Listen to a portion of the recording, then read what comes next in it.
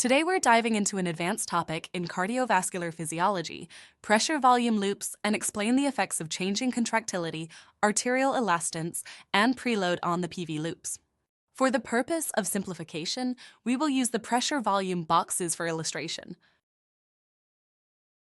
So let's set up our pressure and volume axis here, and draw the end-systolic pressure-volume relationship, or ESPVR line. This line represents the maximum pressure that the ventricle can develop at any given volume.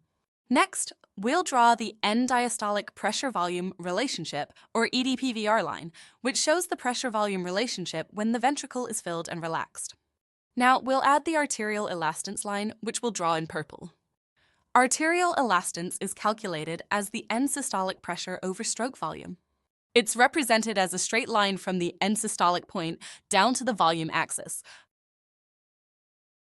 With these lines in place, we can make educated guess about the shape of the pressure-volume loop. The loop will come down from the ESPVR line, follow the EDPVR curve, and rise back up during ejection, forming a loop. Now, we can simplify the PV loops into PV boxes. Let's draw a red box to compare. The vertical distance represents the end-systolic pressure, and the horizontal distance represents the stroke volume. The PV box and loop are quite similar, but not identical. The box has extra areas, like this red corners, and misses some green areas from the loop.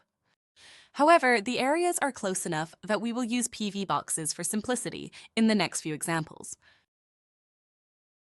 I will next present scenarios to see how PV boxes change shape when we tweak one of three factors: contractility, arterial elastance line, and preload. Each one of these changes affects the box's dimensions, the end-systolic pressure on the vertical distance, and the stroke volume on the horizontal distance.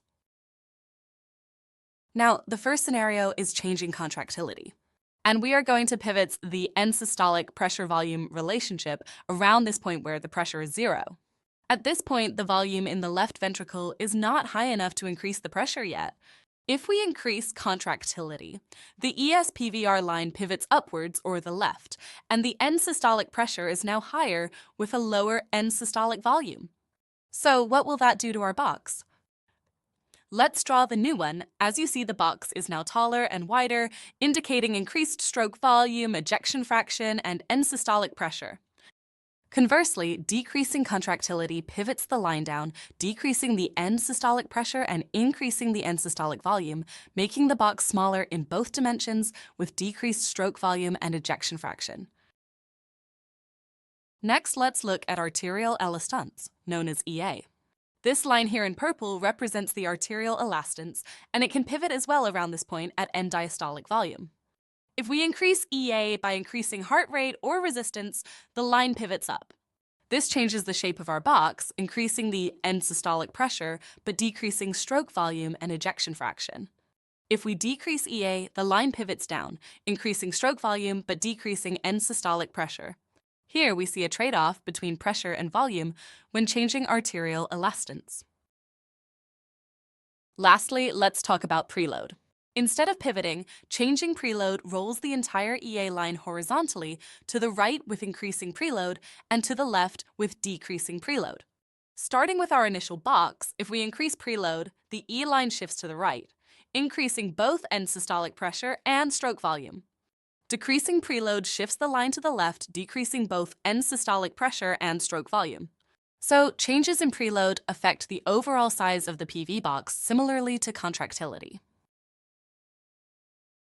To summarize, by understanding how contractility, arterial elastance, and preload affect the PV boxes, we can better visualize and comprehend the heart's function. Contractility changes pivot the ESPVR line, affecting both dimensions of the box. Arterial elastance changes pivot the E line, creating a trade-off between pressure and volume. Preload changes roll the E line, affecting both dimensions of the box. Thanks for watching! If you found this video helpful, please like and subscribe for more in-depth explanations on cardiovascular physiology and other medical topics. See you next time!